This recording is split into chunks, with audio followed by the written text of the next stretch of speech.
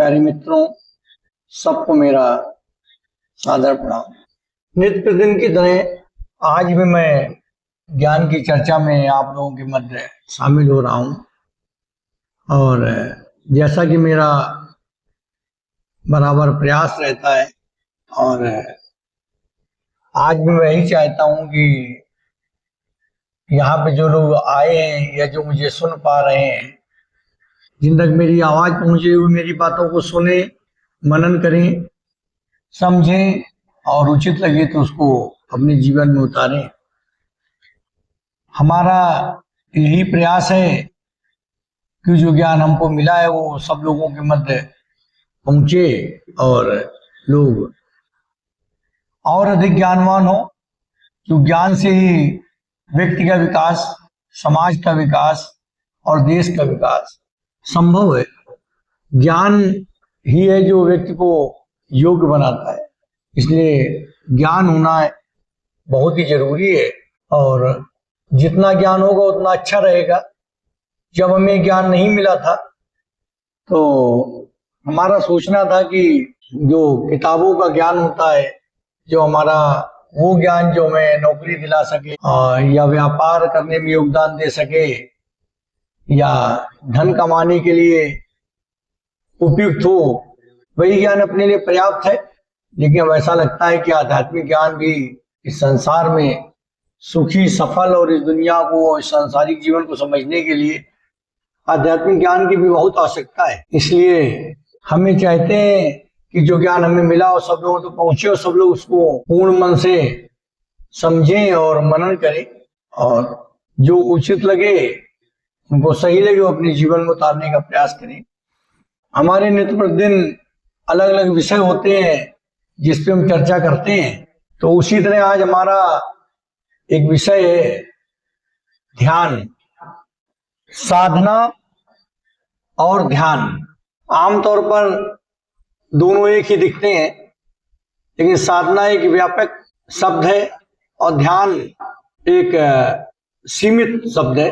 साधना का मतलब है कि लक्ष्य प्राप्त के लिए किए जाने वाला कोई भी प्रयास, जैसे जप, मंत्र इत्यादि। साधना एक अपने आप में एक व्यापक शब्द है जिसमें लक्ष्य प्राप्त करने के लिए प्रयास किया जाता है। साधना एक साधन है जिससे ध्यान को प्राप्त किया जा सकता है। अगर संक्षिप्त में कहा जाए, साधना एक साधन है जिससे ध्यान की अवस्थाओं को प्राप्त किया जा सकता है। ध्यान से हमारा अपना रक्तचाप कम होता है और दिमागी तनाव कम होता है।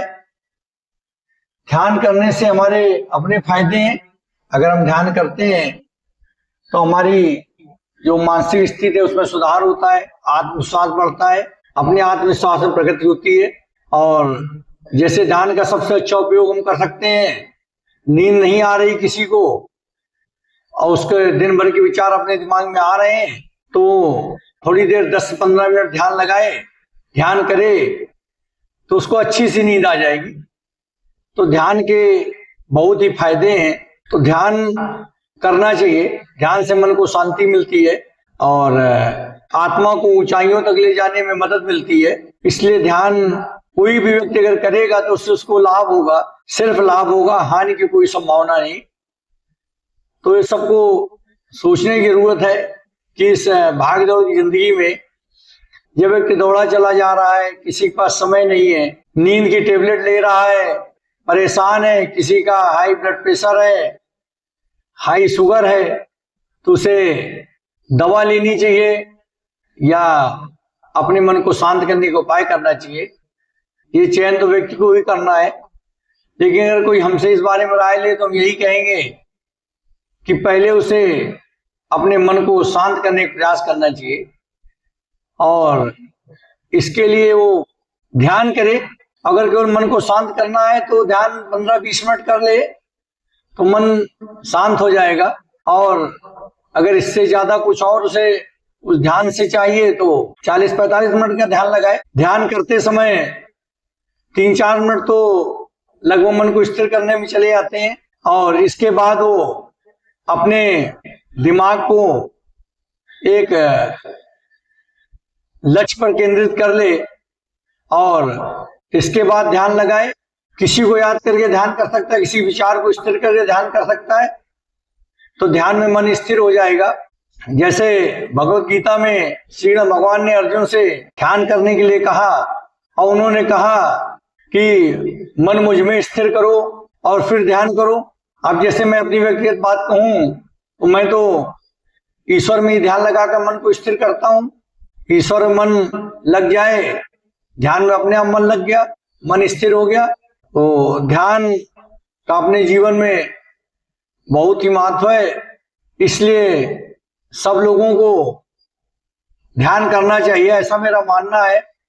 शेष तो सुनने और समझने वालों की अपनी इच्छा है। गौतम बुद्ध जी ने भी साधना की थी, ध्यान लगाया था, कई वर्षों तक ध्यान के उपरांत उन्हें आत्मज्ञान की प्राप्ति हुई थी। ध्यान से हमको आत्मज्ञान की प्राप्त होती है, अपने आप को समझने की क्षमता विकसित होती है। इसलिए हमारे श्रोतागण ये समझने का प्रयास करें कि आज हमने ध्यान का विषय क्यों चुना है।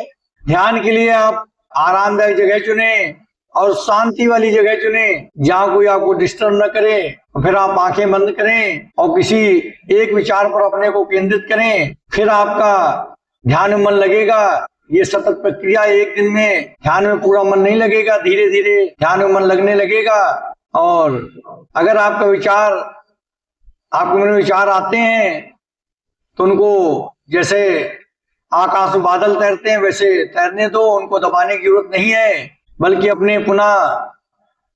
अपने ध्यान को वहीं पे केंद्रित करो जहां पे शुरू किया था।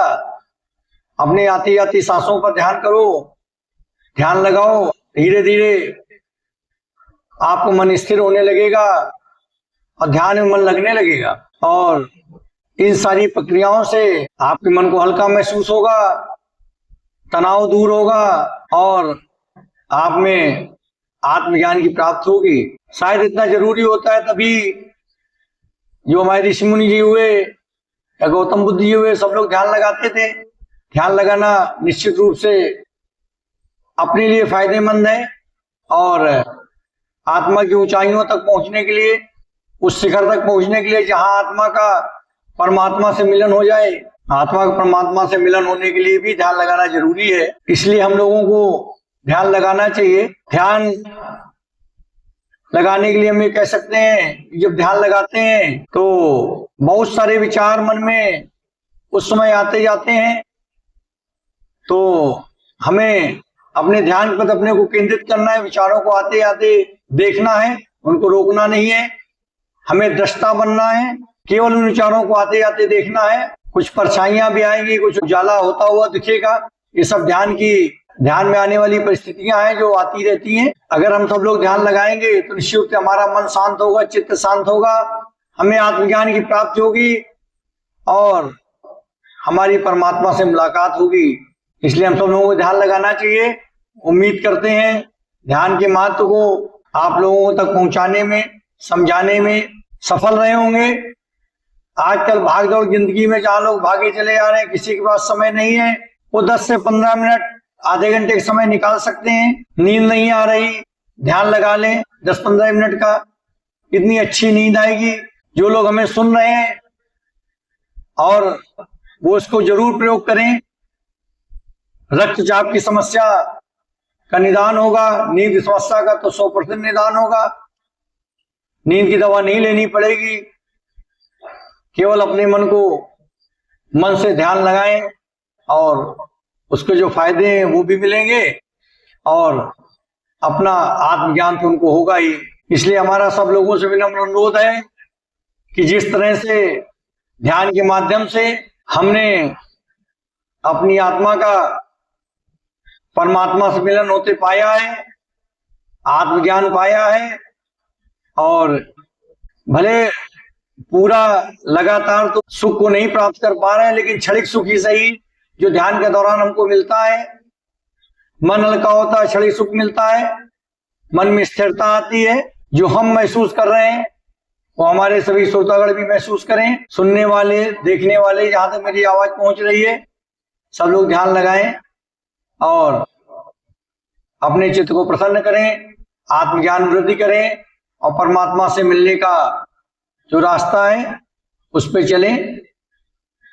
परमात्मा से मिलन होगा, सबको संतुष्टि मिलेगी, सबको खुशी मिलेगी। इसी के साथ आज की ज्ञान की चर्चा हम यही समाप्त करते हैं।